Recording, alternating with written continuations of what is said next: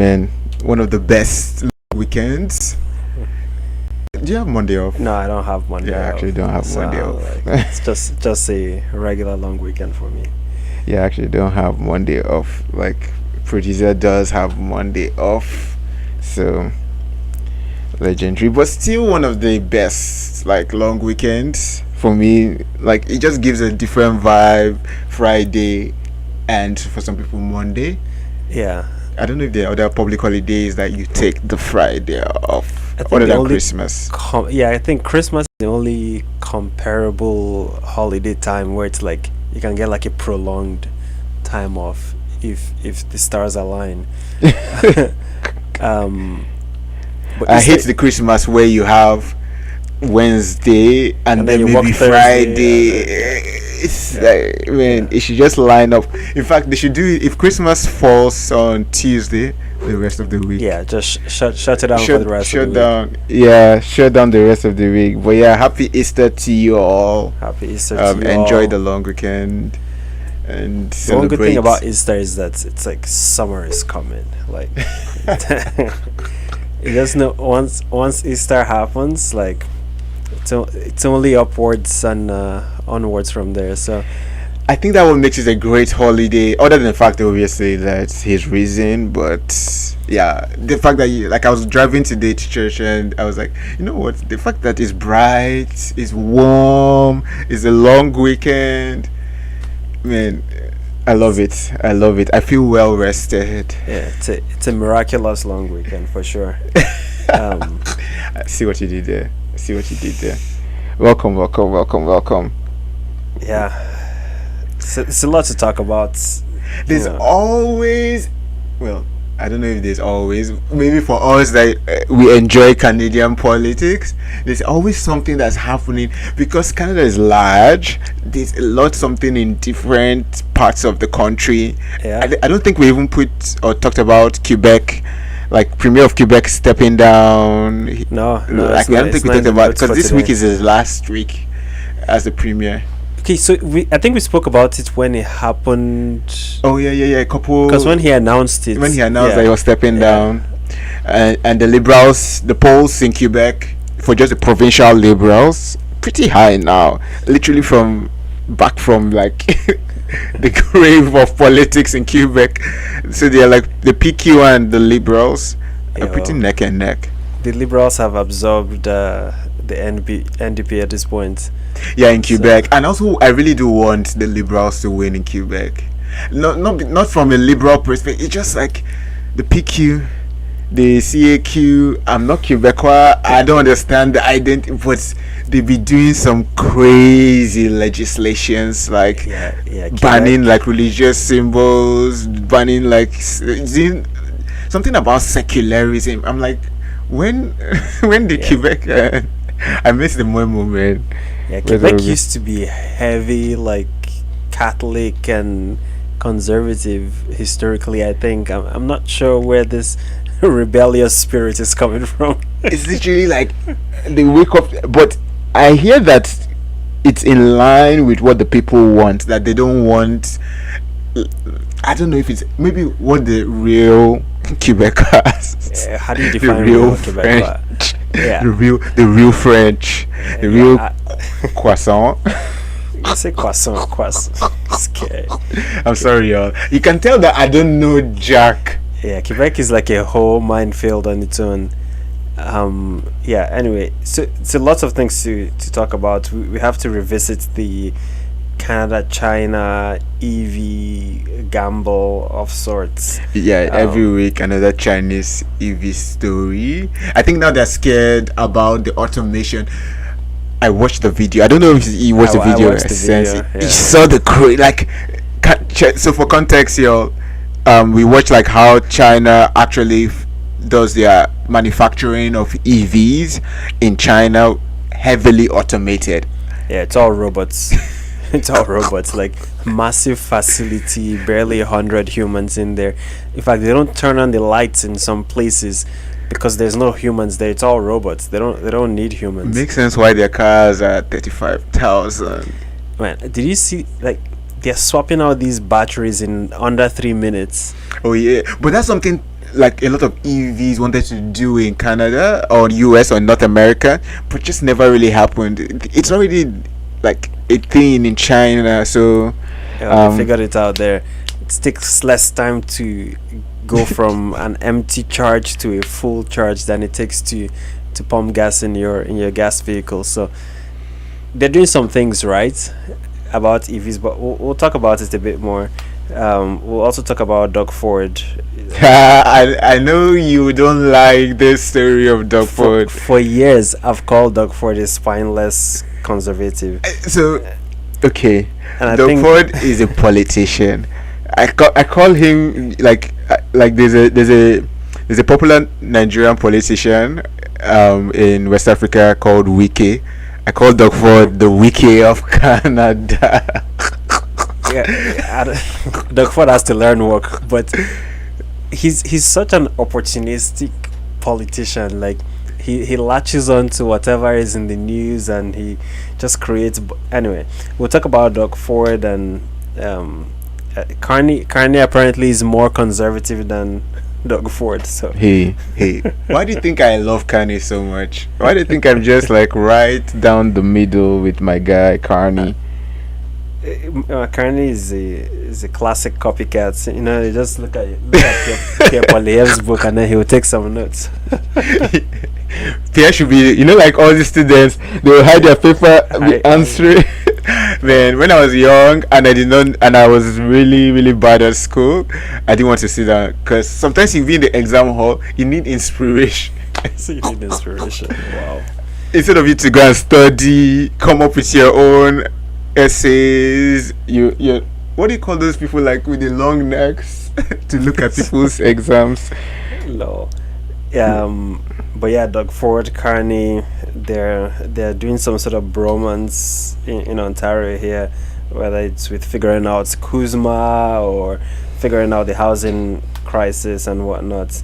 But there's a few stories here that are very Ontario centric, so we'll talk about those. We'll talk about NATO spending and we'll talk about the space mission. So a few The things, space and then mission. Also, Pierre was on Dario Faccio. yeah, I thought that was a better appearance than his Joe Rogan appearance.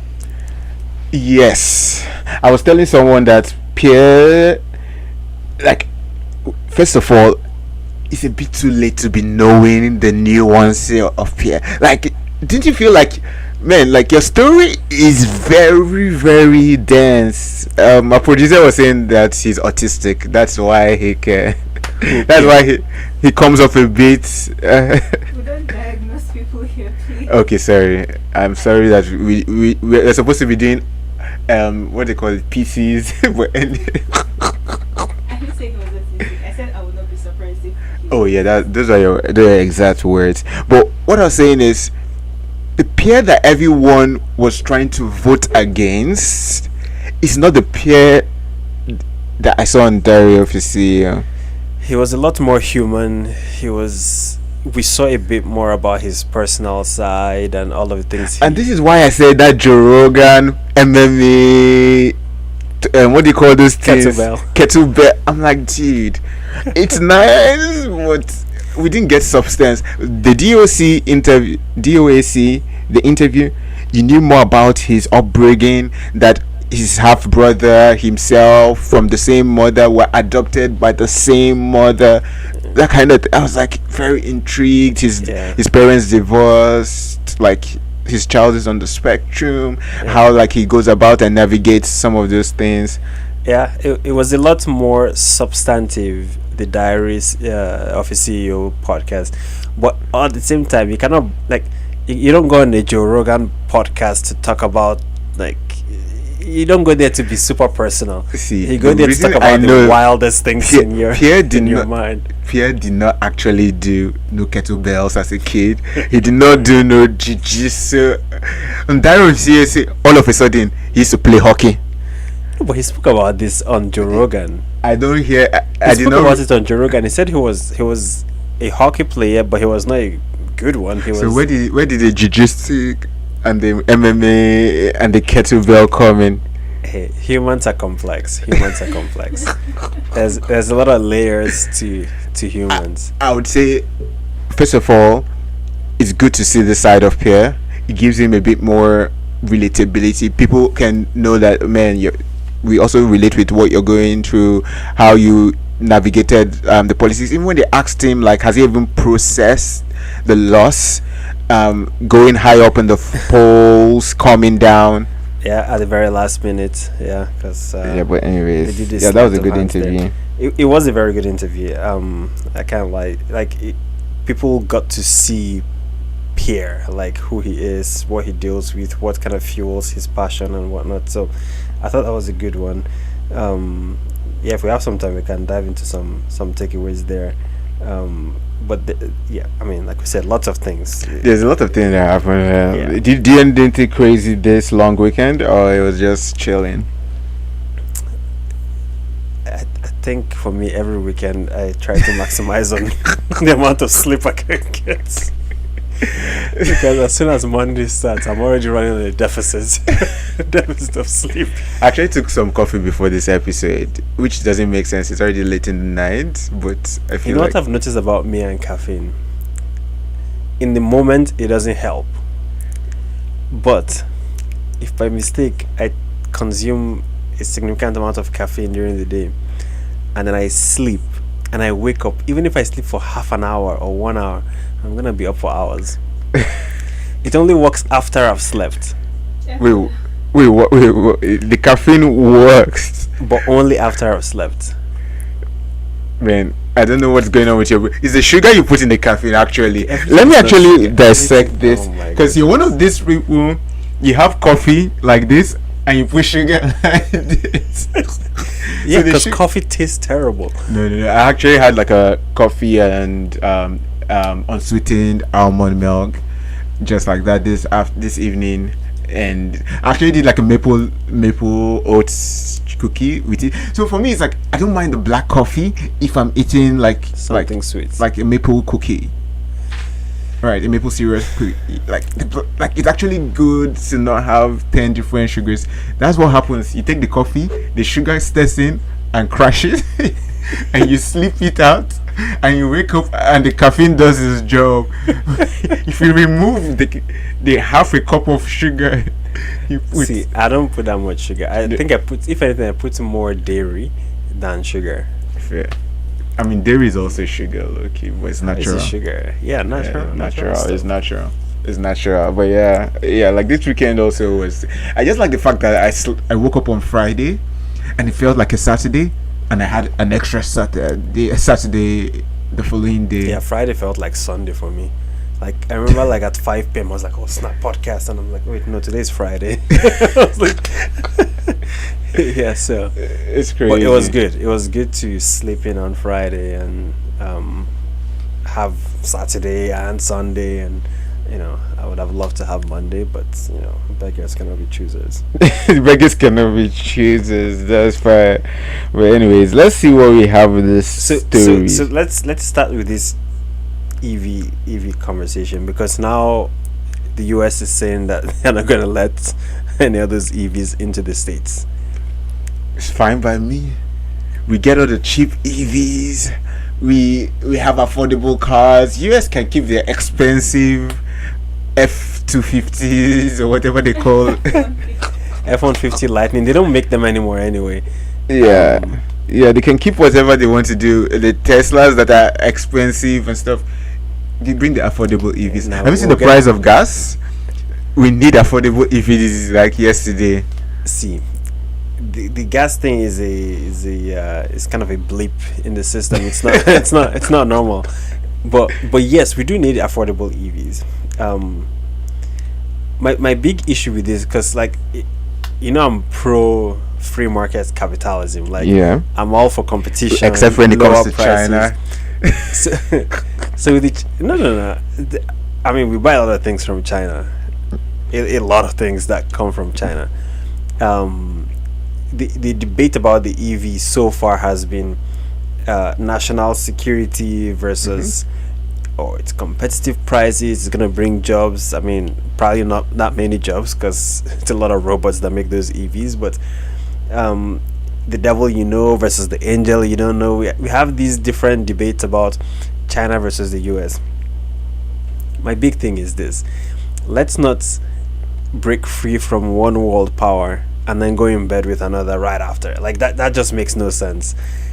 I think it makes the most sense. There would always be a world power. Literally. Even if, so what you're trying to say, exclude the majority of the global economics and stay local or small.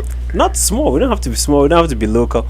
I'm just saying, before you said Mark Carney's strategy was to go find a coalition of mid-tier countries, which is what he's doing, like doing like the UK, Japan, like defense strategy or something like that, an EU bloc and so on and so forth. Yeah, but then on certain things he's latching onto China. Not necessarily latching up, opening up to two superpowers. US, CUMCA or Kuzma, whatever you want to do, is still on the table. China, sorry for all the years of crazy China politics, we are open for business. Both of you we're not going to sign a, what they call this kind of deals when it's a non-compete clause. Yeah, exclusive deals. It's not in our best interest right now. Yes, understood. I think for something like EVs, we've been touting how we have all the raw materials and whatnot to make these vehicles. I think this would have been such a layup for a Canadian branded EV to dominate the Canadian market. Eventually, so that's, remember, like, even when Carney went to China, and he was, even this week, I think someone asking him sort of similar questions. Say I was to learn from the Chinese. We can learn. Come on, like, listen. it's you know, when you're in the space to see how automation is done, when the big boys, US never show us like certain things on what is doing. They keep all their very sensitive patent intellectual property like somewhere. I mean, which is good business practice, but sure. But hey, well, I don't know about good, but it's an acceptable business practice. It's like to protect your you're IP. using the label, but the label can only act as label. It cannot act as like, okay, glean from this, go do your own thing and start up. Canada is smart enough to build our own IP. We have the rare earth minerals and whatnot that you need for the batteries. We have all the aluminum and steel and all these different things. We do some vehicles. I believe we do armored vehicles. We do like some transits, commercial transit stuff like that. Yeah. So I actually looked into it. So initially I saw 14 Canadian organizations that were building vehicles. 2 of them have been bought by a Chinese conglomerate. So I think we're now building China's automation. I'm just reporting the facts. But there are still some that are like fully Canadian. There's one NFI group, I think they're based in Saskatchewan. They make heavy duty transit buses and battery, like electric, hydrogen fuel cells, stuff like that, for large municipal transit authorities. There was Lion Electric. They build all electric school buses. Okay. Yeah. Green Power, they build transit buses, school buses, cargo vans, all electric. And there was many of them like that. And then there was obviously the few like Rochelle, Teradyne, Conquest, that they are focused on security and defense type vehicles for like SWAT, military, stuff like that. But no consumer grade. So that's what I'm saying. So there's like all of these different companies. There was actually some that they specialize in luxury vehicles. It would have been such a layup for them to speak up and be like, hey, like, we want to build a Canadian mass-produced consumer vehicle. Here is what we need. Here is, like, it would have been such a nice, refreshing breath of fresh air for these Canadian companies to actually pipe into this EV debate. I agree with you in the sense that it's time to do homegrown stuff in general, and I'm hoping that Carney actually is investing in a few of these companies with like part of the we can't give money. Let me put it this way: we cannot give money to China to grow out a production and manufacturing outfit in Canada without giving some funding, grants, loans, investments in, as capital into our own homegrown Yeah. EV manufacturing. In the same sense, if we're giving money to grow our EV manufacturing over the years, we can just wait till EV manufacturing is fully mass produced. Let's bring in China. China may be able to have some partnership with this local My corporations. point is that they're not even speaking up. They're not saying it. It's like they don't really want to be a part of the conversation. Like Stellantis already was piping in about how they can repurpose their factories that they abandoned for 2 years to build those Chinese EVs. Like, But that's what we're saying. One global power can just take manufacturing out, another one can just slide in because they have the money, the resources to do it. A startup that is doing these are cars. not startups. No, I'm saying these are locked. If you can't go from luxury to consumer, like come on, it's like asking a McLaren to be producing Toyotas or I know, but many of those companies that have luxury brands, they also have mass-produced consumer brands. All I'm saying is that they should at least have piped into the conversation about EVs in Canada, considering that's their bread and butter. That's what they do. It's like, join the conversation. What do we actually need to have Canadian-owned EVs? Like, this is one of those examples where, like, we can't leave everything up to the government. If you leave everything up to the government, they go sign these agreements with China and the US, but like, this is where private industry should have really stepped in, and I think that's one gap. but one thing I'll say before we even move on to China's story, it's still doable. Why there's going to be a gap. 35,000 cars a year, it's not going to do it. Or is it 35 or 40, 45,000 or so, that like we 50,000 even. yeah, almost 50,000, literally 49,000. So it's still a gap. 4 million people, we still need EVs. EVs are like the way to go, seeing that $2 a gas is unsustainable. That's just temporary. Trust me, it's not temporary. It's not Like, it's not temporary. Literally, if it's temporary, what is Pierre saying? We should remove the federal GST on gas across the nation. Once Right. again, that's a temporary measure for a For a temporary year? situation. Yeah. 1 year paying $2 a litre. Yeah, but you're not going to go buy an EV just because gas prices You are high. might as well. If you're thinking of buying a car right now, you would want a comparable, affordable EV option. Like, most people used to jump into Teslas back then, but Teslas are not that affordable nowadays, right? I think what China brings is experience on how to mass produce at low cost. Yeah, but you know that's not how life works. If someone is going to invest into breaking into a new market, they need assurances that there will be some serious barriers to entry that will allow them to recoup all their investments that they're making. Like, they're not just going to come and bring their EVs and build these factories. They're going to need some barriers to entry that somebody's not just going to slide in and take over that. But I think their barrier to entry is The It's quality of their technology. no, it's not even quality. It's the margin, low cost margin. However, maybe that's the IP. You might see how they're doing it, but you can't replicate it.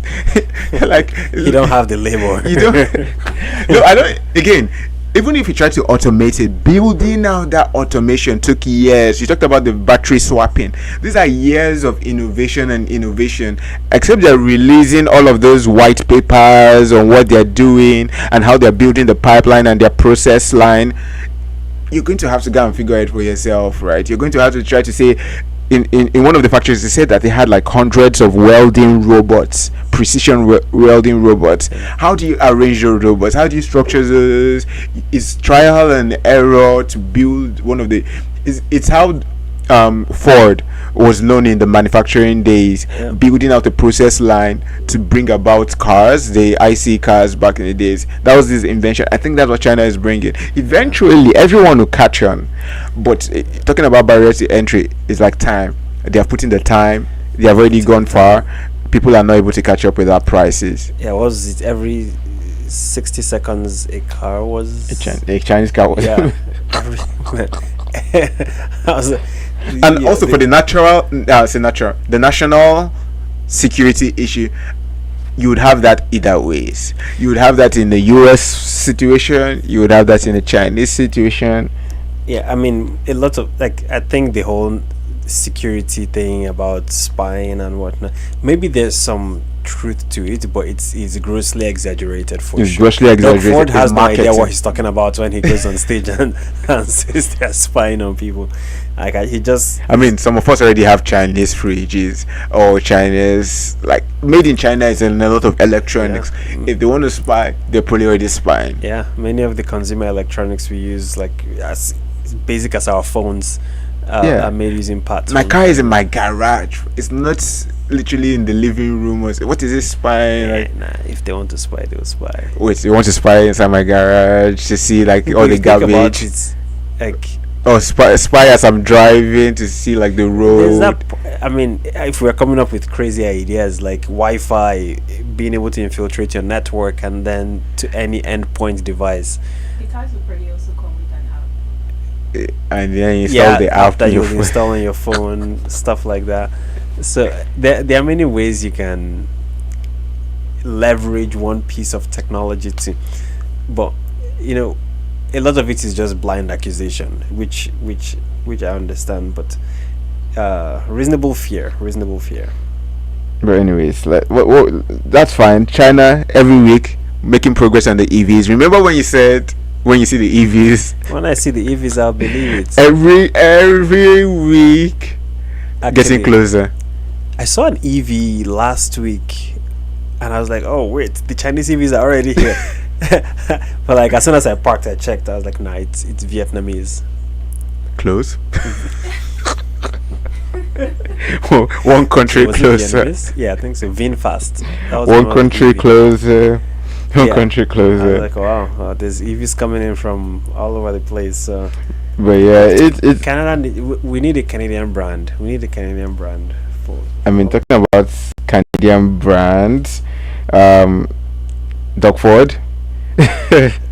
Doug Ford is just a joke, man. He's either fighting the Chinese about spying, or he's fighting the US about their wine and alcohol. Like, he doesn't have a plan. He's very opportunistic. He latches onto whatever is popular in the Let me news. say, people need to start respecting Doug Ford. Please, spine. People need to start respecting Doug When he Ford. finds his spine, we can start respecting him. The amount of things that you would think would have brought Doug Ford down, and it's just moving.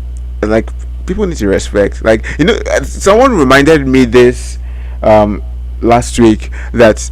Remember, the way Doug Ford came to power was not very straightforward. Patrick Brown was supposed to be the conservative leader in the Ontario Yeah. PCs, and then last minute there was a scandal, and then 1 week or 2 weeks to the elections, they were looking for a leader. Doug Ford just came in, carried everything, got the majority. Maybe he knows he's been living on majority ever since, man. That's why he doesn't understand what a minority government has to deal with. The other day he said he's rooting for Mark Carney to have a majority liberal government because it's gonna simplify Kuzma negotiations. I'm like, that makes no sense. That logic does not make any sense. You need the guy just doesn't minority like government. Pierre. He doesn't like Pierre. He doesn't like Pierre because Pierre actually has policies that he stands by. Doug Ford is whichever donor is in his ear today. That's all we're gonna hear from him. Like when I saw the GST, it was this week they announced the GST, or was it last I week? think it was 2 weeks ago. Even. 2 weeks ago, where they announced the GST. I'm like, somebody has called Doug Ford to remove And, the and then HST. you have classic governments, provincial government and federal government putting pressure on the municipal government to reduce development. It's all made up things. The government created all these problems. Now they are solving it by No, but what I read was those development charges. Like, you know, like there's a development that's spinning up, like where Rockland, like the way they outreach the spin up development. Bruh. Since that legislation passed, yeah. everybody be clearing their land, building 3, for what's it called, multi-residence apartments, right? So the development charges apparently were like for these new developments to build out the pipes for the water, sewage, to build out all the of gas, these things. electricity, internet, and so on and so, So what forth. is property tax for? For the schools and the policing. My problem with government is that you give them an inch, they want to take a mile. They will charge you property taxes, they will charge you development charges, you pay HST, GST, income tax, export tax, any kind of tax that That's you can how think we're about. able to afford our government, man. Like we need to like, you know what, for property tax the idea is that it goes into the school, it goes into the policing, it goes into the city's budget for everything the city has to operate on. So that's all in municipal jurisdiction. Development charges, I think, is split municipal and provincial. I think Actually- it's pretty much municipal. Oh, The municipal government depends on the provincial for some sort of funding, which now they're using to strong arm them to slash their development. Oh yeah, charges. So they're saying the province would not give you part of the 8 billion or whatever billion that Yeah. the federal government is giving. That's what I'm saying. You have federal, provincial, certainly low key. This whole policy is straight out of Pierre Poilievre's This playbook is Pierre Poilievre. Remember when everybody was accusing Pierre for of not saying having a that, plan. yeah, that he's what are you going? Are you blackmailing our municipals by Yeah. saying you're going to Yeah. withhold funds unless This you build housing? straight out of Pierre Poilievre's playbook. Literally, and then Doug Ford comes back and just smiles all the way. It's like we're leading. But also too, I'll say the development charges are a lot more significant than the HST and the GST removal, because first time home buyers already have HST off new builds, Yeah. right? So when you're removing the HST and GST off all new builds, regardless, basically you're reducing the ability for the first time home buyers to buy homes. Literally. But you know how these things work in business. And then the home builders This- increase that 13% that you're they, getting. they will just pocket it. They'll forget it literally. That's the issue with government intervention in kind of free market behaviors. I understand why they're doing it, the politics of it, whatnot, and maybe not every builder will take advantage of it, and people will be able to buy affordable homes. But yeah, I just think when the government creates a problem of taxation, and then they claim to be investing in the housing markets, and they use that word investing like they're actually investing. All they're doing is, okay, hey, don't pay us tax, we understand. Okay, for the next 6 months, don't pay us tax. You're not investing, you're just letting me keep my money. No, but one thing I'll say again, when we talk about Mark Carney and these people talking too much, just the talk, a lot of development is like spinning up. I do not know if these guys all knew this was coming down the pipe, because all of a sudden, they've probably been lobbying the government. they probably have been, because earlier this year it was a forest. We were driving down. Next thing, one day, me and Daniel just looks around. Cleared, flattened. In fact, there's now a road, and there's now a multi-unit building. Every day, Yeah. it's like something is coming up as you're driving on these areas that nobody is looking to move to. All of a sudden is incentivizing the builders to build home. So I think in terms of the supply, regardless of how the developers would use this lobbying to make money for themselves, but if people have been pointing to the fact that supply has been the issue for house prices being unaffordable, that will help.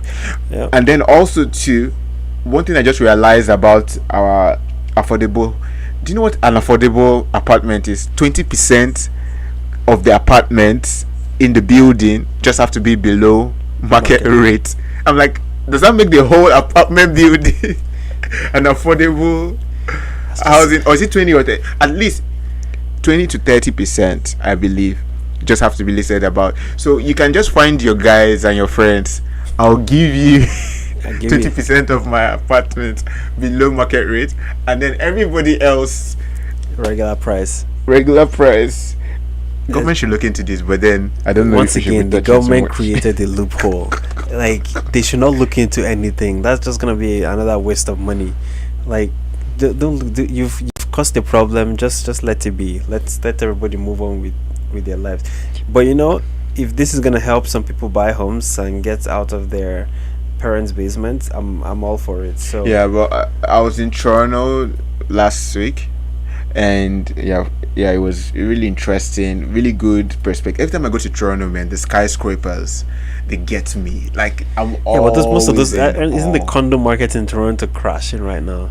See, right now, I don't know if it's crashing or it's back in Yeah, because business. there's an oversupply of those. There's an condos. oversupply. No, but specific type of condos. It's just this like the 500 square foot condos. literally, Yeah. literally the bachelor parts condos are getting a beating. Probably a good time to buy. But it's because there was an oversupply during the pandemic. Yeah, but even before, like I'm looking at this like downtime prime real estate. It's all maxed out. There's no there's no vacancies there. Everyone, like literally right beside the Billy Bishop Airport, you have high sky rises. People are living there at expensive price. All you're seeing is planes landing down. You're seeing the stadiums, the Scotiabank Arena, the BMO field. It's amazing, man. It's Ottawa should have something like that. Please, Massive please. skyscraper. I don't need Ottawa to start looking like Toronto. Or Doug Ford is gonna have an issue with trying to get jets to land. I actually don't know at what he's Billy going to Bishop. say. See, first of all, the First fact of all, that he's trying to seize it from the city. I'm like, what is going on? Like see, here's my problem with Doug Ford and these people. Like they will bash Trump from now till tomorrow, and then they just gone. Okay, what did he do yesterday? Okay, let's go and do exactly what he did. Why are you trying to seize the airport from the city to force people to be okay with large jets landing there? I'll give it to Pierre. Pierre wanted to do this. Like literally, this was one of Pierre's signature. He wanted just. The only reason I remember this is because everybody was bashing him when he said it. I'm like, Pierre, his policies just needed a Mark Carney's face. we didn't know a lot about him when he was giving these policies, but these policies are literally all out of Pierre Poilievre's book. Having more planes, land, jets. But I'll say, because I went to one of the skyscrapers in Toronto while I was there, and looking at Billy Bishop, it's tiny. Now, someone was telling me it was a man-made island. I did not know. There's no Is it- Sandfield. So that, why would you want the jet to be landing on sandfields? Sandfield technologies.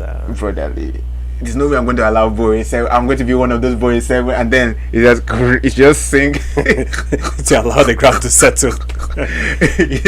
I'm like, dude, I don't know if I feel comfortable. So if it was Soundfield, and you need to extend it for large jetliners to land, when are we talking about this 20 jets years landing? before you see that. Doug one, Ford yeah. is probably not going to be around when these jets are landing. Like I said, Doug Ford is opportunistic. He will latch on to whatever is going to create some buzz and news and whatnot, and then he will talk about it as if it was his idea. When we all know Like he has his, no ideas. yeah, but yeah, like Billy Bishop, lovely airport. I think a lot of cities should have those simple airports. Like it might be the solution to the high-speed rail. So what's going on with this high speed rail thing? So this high-speed rail thing is like, when everybody comes up with a good idea, and then you go and present it, and all of a sudden, because you're not on the same team, you now go and find a way to come and cause commotion. It's a beautiful idea. The high speed rail from. Toronto to Quebec City. So what's gonna happen to Via Rail? Well, do you know, that's what I saw. Transport minister was like, let me just let the Via Rail people know we're keeping it. We're not Keeping it to losing do what? Apparently, it's still functional. It's still needed. I'm like, dude, if Via Rail is already, it's not solving the problem that you need a high-speed rail. But the thing with Via Rail, it can be high-speed because it doesn't have a direct corridor. Like it's not length to length because it goes through what do you call it? Roads, so people have to stop, or the train has to stop, and you also the rail itself carries goods too. So CN rail same track. uses the same track. So and Via Rail is another I'm like, why would we keep Via Rail if we have a high speed rail? a great question. Well, I mean, the high speed rail is not going to service all those, like small, like Belleville and all these small towns that via rail services. But either way, it's a duplication of a very expensive infrastructure. Like,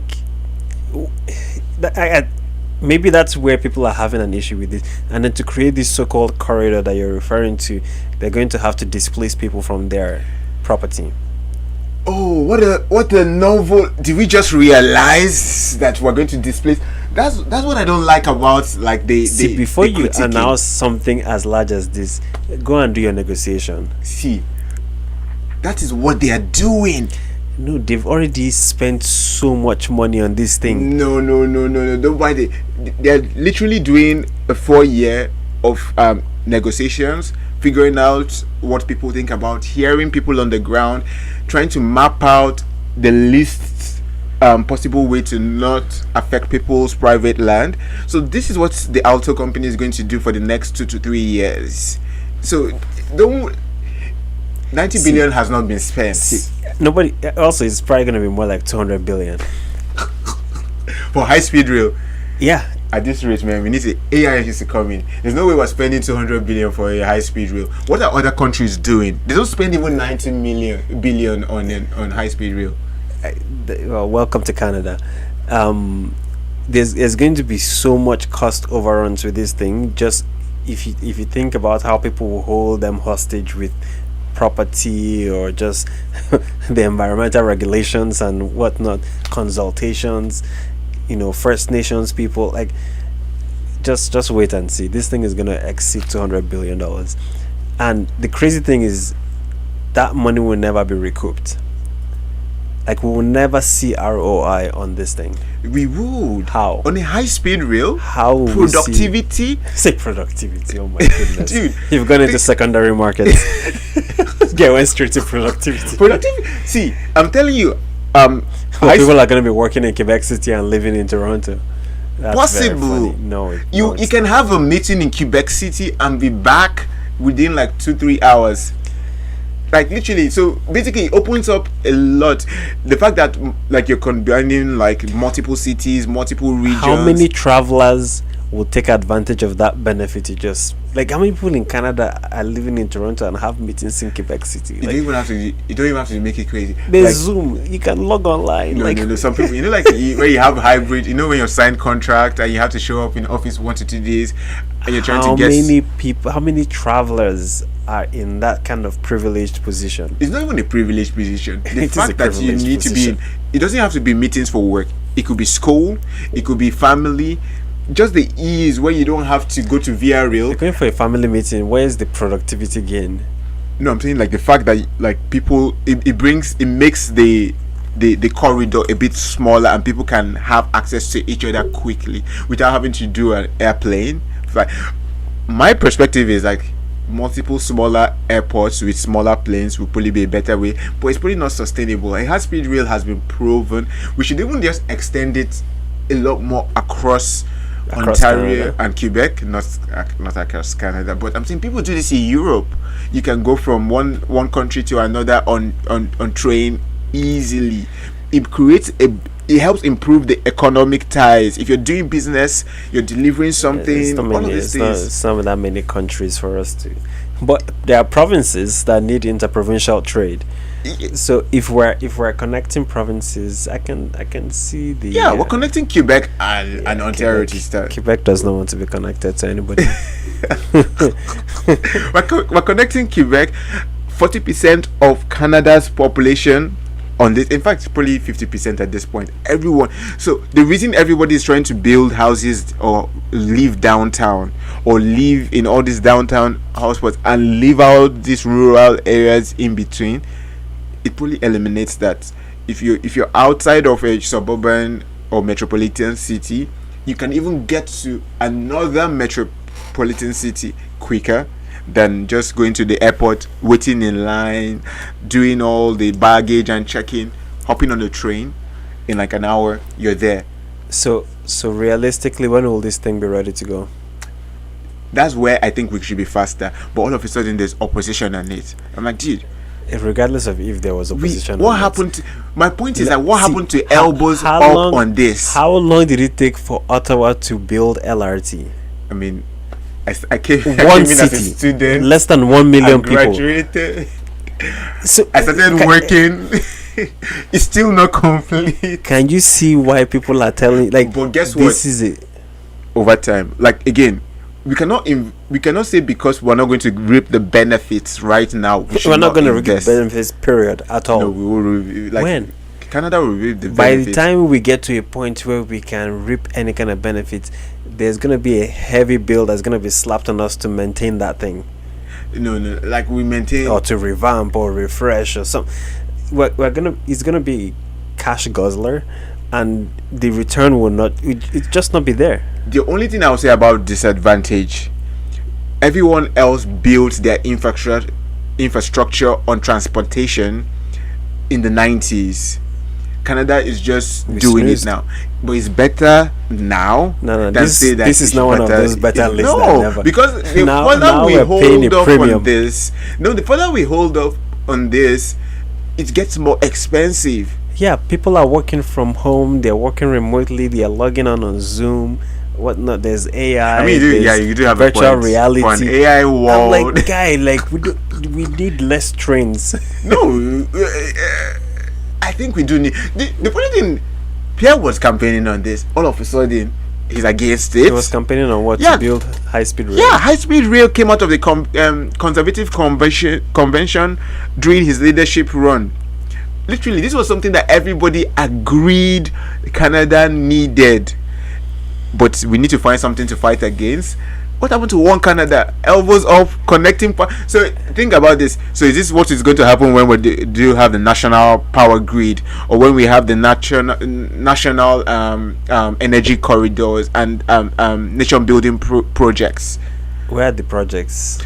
Because when Carney brings projects that everybody agrees is nation building, all Right of a now, sudden, it's like, right gee, now, we everybody cannot has do- agreed on mining critical minerals, on expanding our oil and gas production. Let him start there. No, but we're starting like we did the TMX expansion with the US. We're going to do like the MOU, which they're not even These are all meeting the these are all deadline. things that have been spoken about. Please, we need to break ground on projects, not just speak about them. But yeah, I would see. My own is the only thing I'm confused about is why there's all of a sudden so much opposition. Because it doesn't make sense right now. We have more priority items to deal with in Canada, and high-speed rail is just not one of them. I just don't see the use case. Like, the average Canadian is not going to leverage that high-speed rail. I think the average Canadian would like right now. Okay, go for it, producer. I feel like something that somebody mentioned was like interprovincial travel. So if you think about being able to quickly go from Ontario to Manitoba or Saskatchewan or Northwest Territories, so like the people that run away from working there, if you can have your family live like somewhere in Ontario and then like you work there and then you can come back during the weekends like really quickly, really easily. If that was the project, I'll be all for it. That's the project. No. The project is just Ontario, Quebec. No, but think Not about even all of Ontario and all of Quebec. It's Quebec City to Toronto. But that's Like, where 50% of all Canadians are. 50% of Canadians live in Ontario and Quebec. No. They live along that line. Toronto, Ottawa, Montreal, Quebec City. See, there are 4 stops on this thing. You're going Is Quebec it City, Peterborough, sir? Montreal, Ottawa, Peterborough, Toronto. 5 stops, I guess. It's the same route that Greyhound used to do. Like, No, but it's just faster. It's called high speed. we're We can't run. We're paying We can't run. $200 billion for an extra 90 100, billion. 90 100 billion. kilometers an 90 hour. billion. 90 billion How- for Like, I don't remember hearing anybody complaining, man, this trip from Ottawa to Montreal, 2 hours, man. I wish I can do see. it in 30 minutes. if you're just going to Montreal to catch a flight, international flight, sure, maybe you've already planned. But think about, okay, you have a meeting with a client in Quebec City, and you also have a business you're running in Ottawa or Peterborough. The speed at which you can reduce time is money. Time right now, people use the VIA rail you do your meetings on VRL with very very crappy internet in some places. But imagine if you're able to just still get back to the office, do some things, and then show up different. High speed rail is upgrade. We should look at it as an infrastructure upgrade for 50% that will service 50% of the Canadian population. This is something that everybody agreed. I want to see a cost benefit analysis. That's all I'm saying. See, Via rail, or we double the speed of via rail for an extra $200 billion. The tracks for via rail are not able to. No, I'm not saying we should. I'm saying we can either stick with via rail and find a way to improve that service, or if the alternative now is this high speed rail, what is the benefit we're getting that will justify the $100 billion price tag? It's transit pen. It's always is it just for Canada to be able to say we're one of the G7 countries with high speed rail that connects only 2 of our provinces? See, it's a starting point. Bro, that means we're gonna spend like 7 times. But it connects only 2. But it's talking about efficiency, connecting 2 provinces and servicing 50% of the population. Genius. It would be crazier if they are connecting 2 other provinces and population. I don't know what just happened with my sound in my ears, but hey, all I'm saying. Something else on the price side. So a new rail like project in Japan, and obviously Japan is like known for their high-speed rail projects. So this one is going to cost around like 82 billion USD. 82? Yeah. Oh, okay, not bad. But then that is on the expensive side for high-speed rail. And is it connecting all of Japan? Basically, yeah. But Japan is a small country now. Come on now. Japan is like less than Ontario at this point, right? Yeah, but like see how expensive it still is. Again, but it's high speed. People are moving faster. People should just like at least appreciate that the novelty of the technology. No, not even the novelty. If time is money, and you're giving people back a lot of the time that they would have spent idling away in a port waiting room or just waiting, and then Air Canada Air Canada messed me up like last week. Just be cancelling flights left, right, and center. Maintenance this. If they figured out a way to get more competition to the airline industry, it would drive down the price of air tickets to the point. How much will it cost the government and this? What is it costing them? To bring in competition and then service. No, I'd not see the government to go and start an airline. I'm just saying they should close all the loopholes that have created this weird duopoly of WestJet and Air Canada in Canada.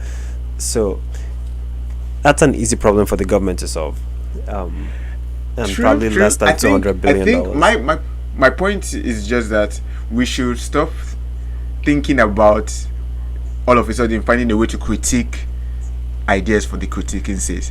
If this is a nation building project that everybody agreed was a good idea, all of a sudden it's now you're cutting across my farmland. 200 billion. They should go cut people's farmland to build pipelines.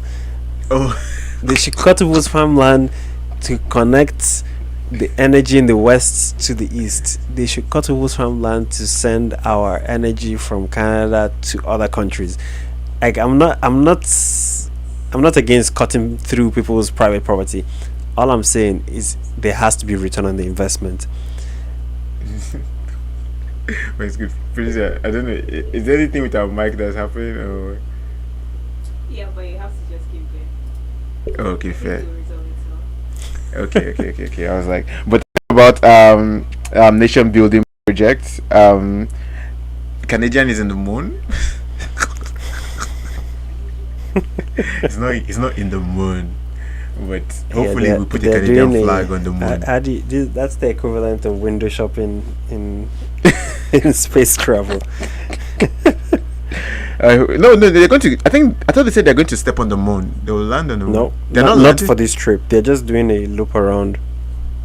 Wait, what? And then the next trip is the one where they will land. That's crazy. Okay, they're just going to take pictures around the orbit of the moon, exit the orbit, come back to Earth. I think so. They're literally just doing a loop around. Do you know this is now buttressing the point that the first moon landing was not real? Because if you've landed in the moon, what's what stops us from landing again? Like, and why did it take us 60, 70 years? Hey, you're asking all the right questions. And also, this is not Canada. This is NASA, but a Canadian astronaut. And we already have satellites that can actually do this. We don't need men to, or astronauts or women to just go to the moon and orbit the moon.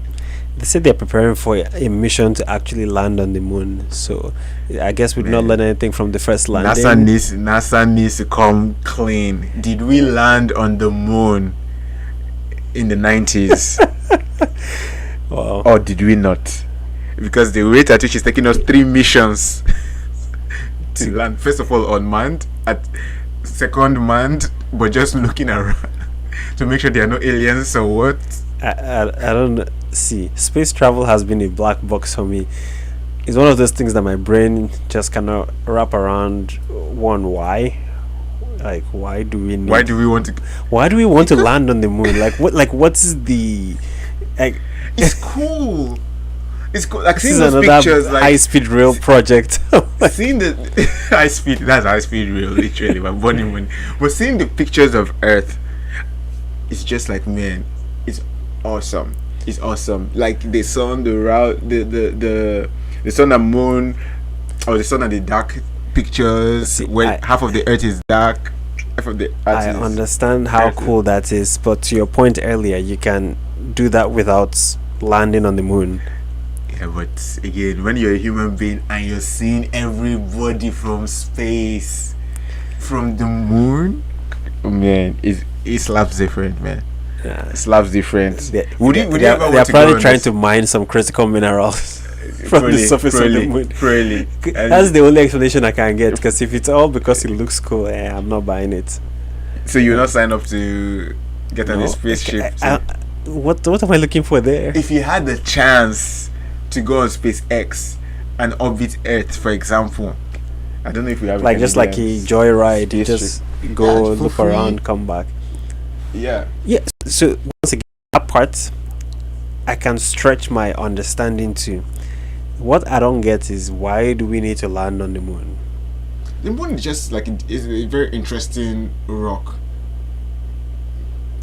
It's literally a big geologist. It's a rock, right? Yes, but all rocks are interesting as a geology. I don't know if all rocks are that white looking moon. Actually, is it white because of the sun Wow. Well, or the no, minerals? like the Maybe actual rock is white. the moon is white as the rock. Yeah. It's, like, you want So to know the why? reason why there are dark spots is because those spots are in a valley and the sun doesn't, like the light from the sun doesn't reach there. Man, I would love to be. I love if I could do it over. Yeah, if I had the chance to be an astronaut, I'll take that. But I just need a guarantee, like 200% guarantee. I'm coming back, man. There's I no don't want to such- be there's no such Interstellar. I There's don't want to be no hanging such in guarantee, which is partly my problem with the whole idea. I'm like, guy, I don't want to be hanging in space and one of the space debris. Please bring me back, dead or alive. I wonder if Jeremy Hansen, if he spoke in French and he's gonna come back to Earth and he'll be fired as an No, he's on astronaut. the NASA. He's on the NASA plane. He's on the NASA plane. Man, the way a Canada CEO just jejely like, I'm taking retirement. I'm not even. And they bully that guy out of his job. It's not fair, man. Unfortunate. It's not fair. Unfortunately. I mean, he probably was also tired of like he was. Yeah, but, you know, as a unilingual human, I feel threatened and discriminated against. So all they're saying is I can never be the CEO of Air Canada because I don't speak French. No, but you actually probably better. You can speak some French. I don't know, like even bonjour. I don't even know how to say it properly. But there were a lot of complaints about his lack of French or his English only. I feel like That's like I said. That sounds very discriminatory. Isn't there like some sort of law against discriminating based on language? I mean, you can say he was discriminating against. I guess we don't have free speech in Canada because See, you have free speech, but not free your consequences. individual liberties should allow you to speak in whatever language of your choosing. I like how Pierre was saying, my goal has always been, even from a child, to make Canada the freest nation on earth. I'm like, we're not in chains in Canada, my guy. we don't have free speech apparently. So We just have like, we don't have freedom of religion. Quebec is really bringing the sledgehammer down on any kind of religious expression, which is wild. yeah, I would say I'm confused as to the culture of Quebec. I'm really, really confused. It's going to the Supreme Court. I think Supreme Court will probably like hand a proper verdict to clarify. But How does the whole notwithstanding clause work? notwithstanding the Supreme Court's verdict,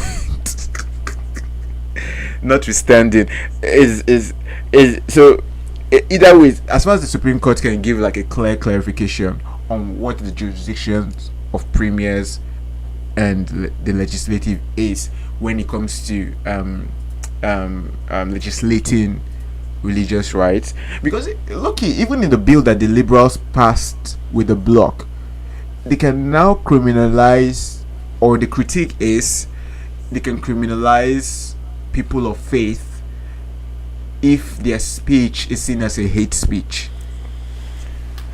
Wow, what's Which that is pretty much- basketballer guy who got fired? Yeah. So it's going to the Senate. Like the bill is already on the Senate. It's a very slippery slope, though. Very, It's- very slippery slope. Which is what concerns me. Like Canada is heading down the path of we are learning work from Kim Jong Un. I thought I said Kim Jong. I don't know if we're going to go all the way. I mean, like what?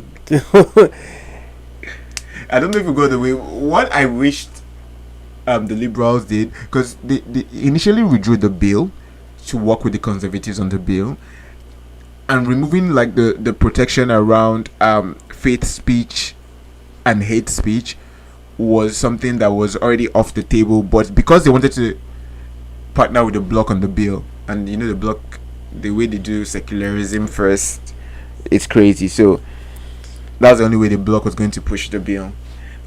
I would say that we should probably be a bit skeptical of when the legislative is trying to remove all religious biases in a society.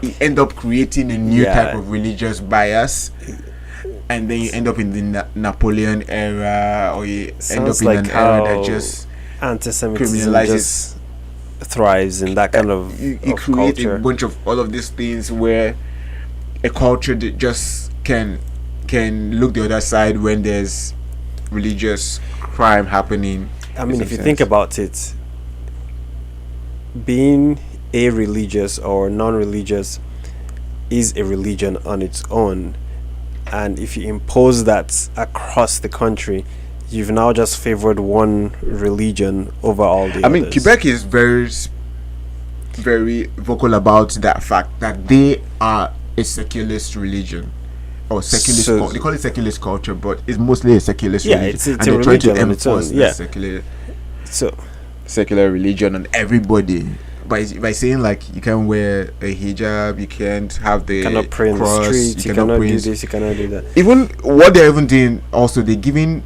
private religious universities 3 years to stop all form of private religion university going on.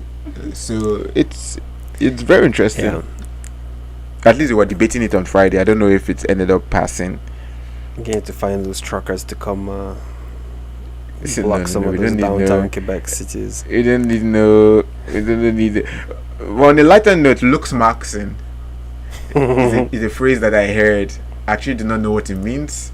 I don't know who came up with this. I don't even know why people are jumping on this trend. I thought it was just called plastic surgery.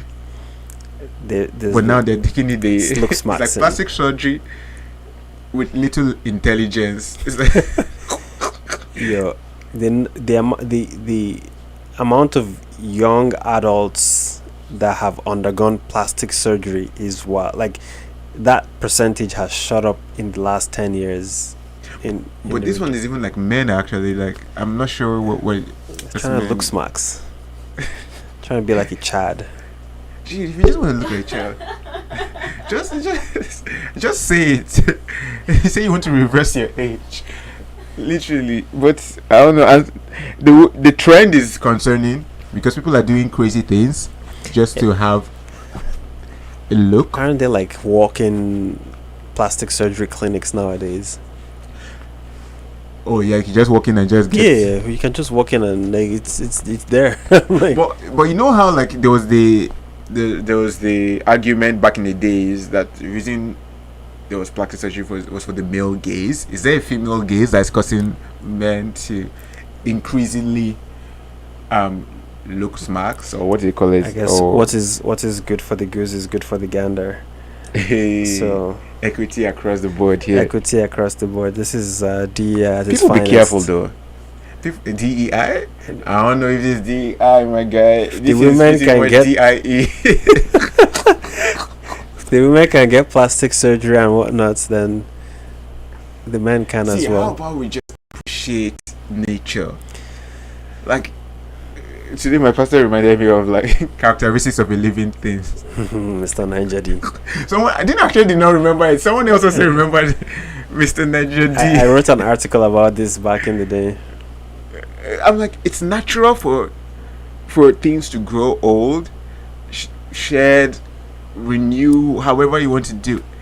How about we celebrate those kind of things? How about we celebrate? This is pretty much ageist in some sense. How about we celebrate getting old, man? We should Okay, celebrate but getting. so basically, looks maxing is like you were saying, mostly like I guess geared or coming from males, but there's actually like a subcategory of like soft maxing and hard maxing. So Wow. soft maxing is like you're going to the gym, you're clearing your acne, you're eating well. That's um, soft. Yeah. You're stopping the Feel sugar. like you're moisturizing, you're getting a haircut, just basically like to look like a decent human being. Yeah. So wait, just cutting my hair. I'm part of this. No. So, okay, actually, let me actually backtrack. So, looks maxing was actually like a very niche word, specifically for incel community. I don't know if you know what Incel. Wow, Back this in, is like, this the is today I 20s. learned. But then it became popular on TikTok more recently and like more like I guess mainstream. But the idea is basically for like incels, people that are tend to be like super unattractive and don't attract to women. So it's like, how do you present yourself in a way that will be women will want to talk to you? And so like the soft max. So you max the real look. Soft max. It's like looks max. Exactly like you're maximizing your looks, basically. But then hard maxing is what you're talking about. It's like you're going to surgery. You're going to like using steroids. I heard some people even use like hammer on their jaw to get like like surgery. sharp jaw lines. Like they break their jaw. No, they just like like to like So it mold looks it. kind of like. Don't do this at home, yo. Don't even do this in period. Like any doctor advocating for this, we should check their license. Bro, there's lots of doctors that need to give up their license. But yeah, well, anything else on your radar? I saw this story about Nunavut and how the federal government has to hand over the keys to Nunavut back to the First Nations community there by April of next year. But apparently, they have to clean up the house first before handing over the keys. Oh yeah. I don't know if it's just Nunavut or if it's gonna be the case for every First Nation territory or whatever. Like, Oh, but I think it's just like federal government owned land and resources on the land. what do you mean? So Like, it's let's not see. just the whole province. That, like, the province is like, is not they're not handing over the province, like, but certain federal land Land and resources. and resources, yeah, under the on the land, yeah, yeah, but they also have to clean it up for whatever, like, exploration that they did. So basically, like, federal government, like, like, the public, there are federal lands in various provinces. Yeah. But I think these are some of the things where it's like federal land in the indigenous provinces, to the NWT, Like the territories. Yeah. should go back to. Okay, so Northwest Territories officially took control of public lands and resources in 2014. Yukon did so in 2003. Okay, so it's something that has already been kind of taking place. Nunavut is just now doing so next year. So, unlike the provinces that get to keep 100% of their resource revenues, apparently they do more of a royalty based thing on projects in the territories. I think it's fair. Canada's federalism is a bit I think complicated. it's way too complex. It's that's what I'm saying. Like, it's complex, it's complicated. The way we got here as a nation is a complicated process. It was not a beautiful. I should not say that. One caveat to the news though, like this whole transfer of whatever does not affect oil and gas drilling in the Arctic waters. Thor. It's like, I don't know if that's when I say it's complicated, because the way we come and merge all these provinces and territories and lands together to just force one nation, Yeah, it's. I'm like, is there no better way we could have done this in the formation? Like, you're talking about the French identity, you're talking about the English identity, just forcing everything, and then you forcing. have the neither then you- English nor French. neither English nor French, and then you also have like the Western territories. Like, it can be one of those things. Like, Yeah, but like I think it's not an unsolvable problem. There are countries where they have multiple tribes and languages and whatnot. yeah, there are countries like that, coexisting. but it was forced. It was a forced merge. Canada feels more like a An semi-forced encouragement. arrangement that everybody shook hands. We're going to be partners for life. And if everybody shook hands. 10, but, yeah, some people did not shake hands. Some people, they went to go and cause commotion to find a way for them to shake hands. Yeah. Some people, they went to go and bribe, steal, confuse, shake hands. So that's what I'm saying. The federalism is a bit complex. So whoever is leading the country always has to move with some care and a bit of introspective judgment. But anyways, it's happening April 1st, 2027. Yeah, we have to keep an eye out on that one. See if they actually end up cleaning up the mess they did in Nunavut before handing over the keys. Talking about creating messes, Kevin O'Leary seems to be getting some sort of waiver. Talking about the mess. But I saw the video for his large AI data center. Yeah. Nice, but they say like one data center is taking the power of whole city of Edmonton or something like that. So ask him to generate his own power using small nuclear reactors. Is that what they asked him to do? I don't know. They should ask him to do Yeah, it. they should ask him if to they do haven't. that. Like what? There's no need to create a scene about something that's not really a problem. Like just ask him to generate his own power. I also think this whole large AI data center thing, AI data centers are a bet to have. Betting to be the largest in the world or largest in North America. Again, there's only so much you can do in one data center. Like, Yeah. the beauty of data center is the redundancy. Yeah, Like, but there's gonna be a few of them in Canada. Bell, TELUS, they're all trying to build. yeah, but your own data center, trying to just concentrate it in one space, is probably reason Oh, why yeah, I most see. people don't sign up with certain data centers. They want redundancy. They want one here, one there, in a different Yeah, they could region. all serve as kind of like edge Fair, location fair, type fair. And setup. but that's why it goes. Why are we doing a large AI, like one huge data center, one space? Like if you can find a way to compartmentalize it, compartmentalize the power, compartmentalize the cooling, and the effect that one part of the data center goes down doesn't affect the whole data center. Well, if they're generating their own power, then they can set it up that way. They can create that segmentation, as opposed to just one power line coming in from the city's grid, into the data center.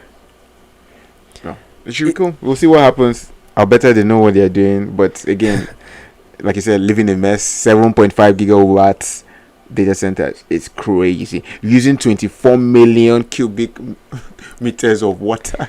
Alberta is not short of water, are they? I don't know if they have Especially all in the the water winter, in the they world. just Because they get be all having the water ice. breaks. They be having water breaks. Something is happening with their water mains, man.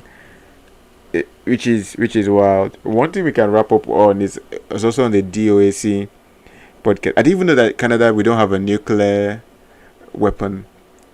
You did not know. I did not- I could have told you for free.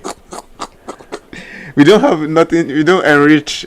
We don't really enrich Yeah, our uranium. Canada is all about or peacekeeping. I'm not trying to Hey, have nukes. keep the peace. But it's easy for us to say that, oh, we made a decision not to have nukes when we're neighbors to a nuclear superpower. We also probably cannot afford to. I'm sure we can afford. Like what? What are we cutting? What are we cutting? Or what are we increasing? Are we ready to have a hike in We have income? uranium. We're literally just complaining about taxes. For us to like, because one of the articles, I don't think we touched it, is like if we Yeah, you have actually to increase to the triple 5%, You have to NATO. triple our defense spending. triple defense spending from 50 billion to 150 billion, Yeah, where does the 100 billion come from? it will come from when the government shrinks its size. Even if the government shrinks to zero, it's not 100 billion that's coming out. They have to increase taxes. They have to increase taxes They, either on they income. don't. They don't have to increase taxes. They need to simplify our tax code. Yeah, man. Right, To be honest, too many I'm loopholes. for lower Too many taxes. loopholes.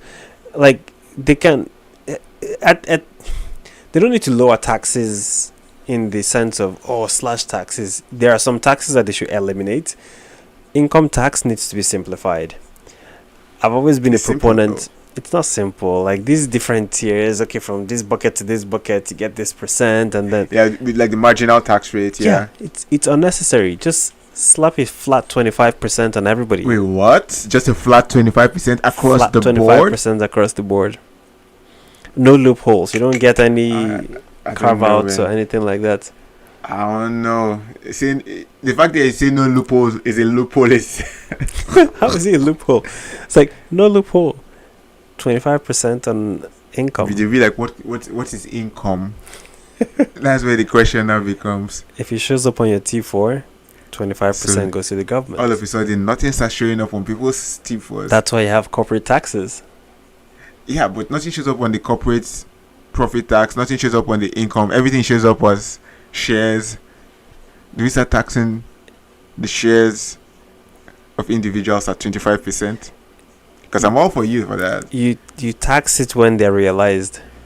But these people, they don't realize nothing. Yeah, if they don't realize, then they don't have anything to spend. No, they spend. They don't realize. What are they? So they take a loan against They the. take a loan, obviously. Then you tax the loan. Okay, I'm all for that. Yeah, I can sign up on that. Yeah, whenever you go and loan, 5% interest rate plus 25% tax. You will not loan anymore. Yeah, because All of a sudden, that T4 it To starts to show up. Say, brotherly, please. Let's not be harsh. the idea is that you're not trying to punish people. You're like, okay, we've said 25% is fair for everybody to contribute to the Canadian economy. So we're going to close all the loopholes. And everybody Okay. bring your 25%. All right. Yeah, we can I'm do all this. for giving to Caesar what belongs to Caesar. So All right, yeah. Shout out to Caesar Carney. But we can. I don't know. There's not anything else you want to close out with. Summer is coming. It's always a fun time of the year when you don't have to wear multiple layers of clothes and. But you have to cut the grass. Okay, well, you have Oh, to, I need to find someone to do my deck, man. And you need to hook me up with some of your deck, Yep. guys. yeah. Because I have like this whole idea for my Barbecue and my back, yeah, the barbecue with a staircase and then like an underneath storage, all affordable. He's To a allow my Canadian dog to be lumber. running around.